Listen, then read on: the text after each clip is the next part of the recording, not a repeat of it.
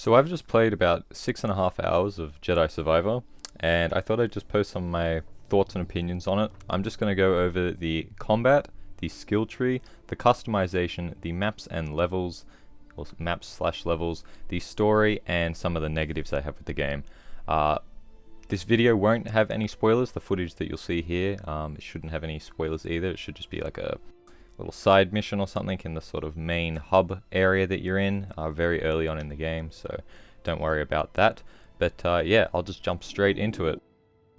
So to start off, I'll just talk about the combat real quick. So first things first, it's definitely improved from the first game. It's a lot more smoother and definitely less snappy than what we saw in Jedi Fallen Order, where, I don't know, you could sort of cancel attacks and stuff just by rolling in that, which, look, I did like, and I am a bit annoyed that you can't really cancel attacks in Jedi Survivor. You're sort of like, once you attack, it's kind of like Elden Ring or like any of those like Dark Soul games where you've got like a big heavy attack, even just like the general attack that you do, not even like the big force powers and stuff like that. So it can be quite annoying not being able to cancel that attack and stuff like that, particularly if you are using some of the force attacks, which I guess you could call them like the heavy attacks and stuff like that. But the problem I have with that is the fact that when you use a heavy attack, you use up like force power stuff, and a lot of the time you'll hit an enemy and it won't even sort of like parry them or also like sort of stun them for a second. They'll just keep hitting you or whatever, and then it'll just cancel your attack. So I wasn't too fond of that, to be honest. So yeah, look, it definitely is an improvement from Jedi Fallen Order, but yeah, the fact that you can't roll out of attacks is a little bit annoying. You're sort of stuck in the animation. As for the stances, though, they all play very different. So I've only unlocked the single blade, the double blade, and the twin blade. You get the twin blade pretty early on, basically like in the tutorial mission of the game. I won't explain how, though, because that's spoilers. But yeah, anyways, I've enjoyed the twin and double blade the most. So that's the two lightsabers and the sword with the like one lightsaber with two blades coming out of it, basically like the Darth Maul saber. Yeah, so I've basically enjoyed those the most. The single blade, I don't know, it leaves a little bit to be desired. I think it's sort of it's very sort of just like standard, I guess. Doesn't really challenge you that much at all. But like, look, I guess that's a given. It is the sort of starter stance I guess you're supposed to use. One thing I will say though is I feel like the game wants you to use the twin blade and the double blade initially, particularly with a certain enemy who has like a little minigun thing. In order to sort of like not die immediately to them, you have to have the double blade to be able to deflect it back. Otherwise you can just like dodge around, or I'm sure you could like force push them and stuff like that.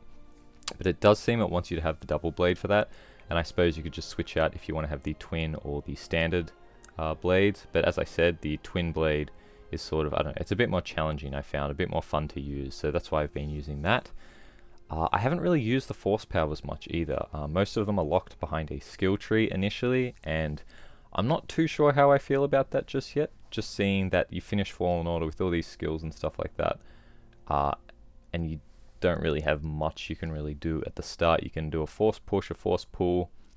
There's a Jedi mind trick ability which you can use to turn enemies on one another. That's pretty cool. But like, they did replace that with the slow ability you had in Fallen Order. Instead, that's like a big area of effect thing that you charge up. So that's a bit more useful than what it was in Jedi Fallen Order. But yeah, the mind trick power, I don't know, it's alright, I suppose. I haven't really used it all that much because you sort of go into combat and you're just like, I don't know, you get lost in the source basically. As an extension of combat, which I haven't even like written down on my little script here, there is also the like buddy system, which we saw in the many of the trailers that we saw, and that's pretty cool. Sort of, you do like, you've got to click one button and then another one. You can send your partner to attack someone, and they'll do a bit of damage. Like, it's not like they're just sort of just there. They actually do get rid of people, and they are helpful and stuff like that, especially on maybe some more harder difficulties, I would imagine. I'm just on sort of like the standard one, the Jedi Knight difficulty, just for my first playthrough. But yeah, it's a cool little sort of thing. Doesn't really add too much to combat though. I mean, there are sort of like some finishes you can do with them, but again, that's sort of just like visual. Doesn't really, you don't actually do the thing with them. There's not like a quick time event or anything. But yeah, that's pretty much for that. There's also the fact that Force generates a lot more quickly than it did in Fallen Order.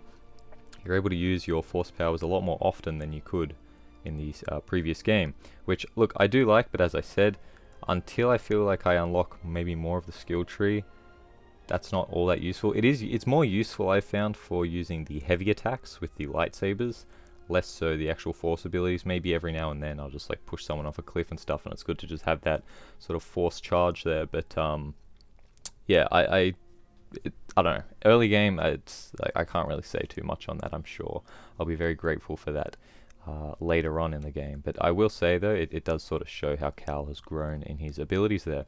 Next up, we have the skill tree. So there are a lot of unlockables. You've got skill trees, individual skill trees for each lightsaber stance, your force abilities, and like your survivability. So how much you'll get from stim canisters and stuff like that. I've unlocked about half the abilities for the 3 stances that I have so far, and yeah, they definitely do sort of spice up combat and make it a little bit more refreshing there. I guess the one thing would probably be having to pick which one you want to do, like especially if you, in the very start, you might put some skills into the single blade like me, and then just not even use it. And now I've got like a double bladed, or the twin blade skill tree I don't really have much in, but that's what I'm using probably the most. So yeah, there is that. Force powers aren't super useful, as I sort of just said. And it's, I don't know, I think it's kind of weird, the fact that you do have, like, it does make sense to, you know, to farm out the skill tree and stuff like that for the force powers, but I don't know, it seems like Cal's a lot weaker than what he was at the end of Fallen Order, so I don't know, it's kind of a bit of a step back, like 2 steps back and 1 step forward kind of thing. But look, for the sake of gameplay and sort of like someone who hasn't played Fallen Order, I can see that making sense, you know, it's makes sense to not be super OP at the start of a game. Next on the topic is customization. So there aren't too many options initially, particularly for the lightsabers, which I was a little bit disappointed with, because I sort of got the chance to customize my lightsaber, and I was like, huh, okay, you've only got like 3 options for each little component. So you've got like the head, the button, the handle, and then there's like the pummel, so like the end bit, and then you can do that for your second lightsaber as well, because Cal's got 2 lightsabers, of course. Yeah, I was really disappointed initially, because again, sort of like you finish Fallen Order and you've got all these options and stuff, and then you don't have them now. Look, and again, as I said, it does make sense for the sake of a new game. You don't want to just give players everything and give them no reason to sort of explore stuff and that. But I don't know, maybe if there was maybe 2 more different options, like you maybe had 5 different things that you could pick for each component of the lightsaber. So that's one little gripe. I did like, however, that you could pick whatever color you like. So that's from like blue, green, cyan, indigo, purple, orange, yellow, white, and I'm sure I'm missing some, but yeah, you've got pretty much all those colors there. No red yet, but I have a feeling that might maybe be new game content, new game plus content, I would imagine, like they had in the first game. But yeah, that's pretty much for the customization. So for the maps and levels, the levels are wonderfully made and very immersive. Especially the tutorial place where you are, which I won't spoil, but that place looked fantastic, and I'm sure if you look at a video or you play it yourself, you'll probably agree with me there. The way the lights, like the light bounced off surfaces and stuff, the game looks fantastic in that, but I think that might be a negative eventually, which I'll come to later in this video. But yeah, the worlds themselves are significantly more open than Fallen Order, as we expected with the trailers and what we've sort of been told beforehand. But yeah, it was definitely not an understatement when they said it was big. It is huge. Or sorry, an overstatement, either one. But yeah, so I've been enjoying sort of running around the worlds and stuff like that. There's like the hub world Koboh, which that's sort of like where you sort of are at the start of the game for quite a little bit.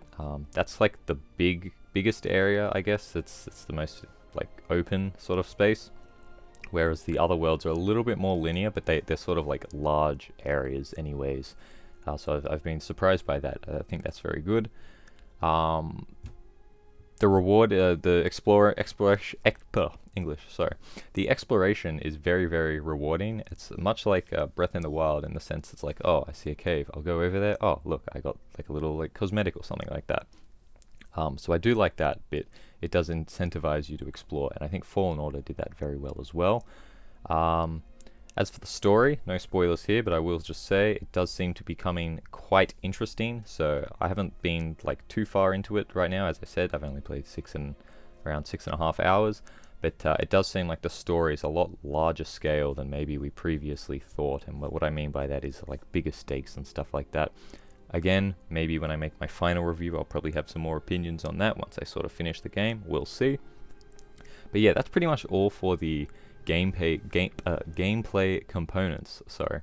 Now I just want to talk about some of the negatives. So a big negative, which a lot of people have found, is that the game is crashing a lot on PC, and I myself have experienced this like constantly. Loading into a new place I haven't been, and I like am moving my controller around, or I'm pressing like a button on the controller, it'll like instantly cause it to freeze and crash. Or like going from a cutscene to gameplay, that tends to be the sort of main like domino topple effect for that.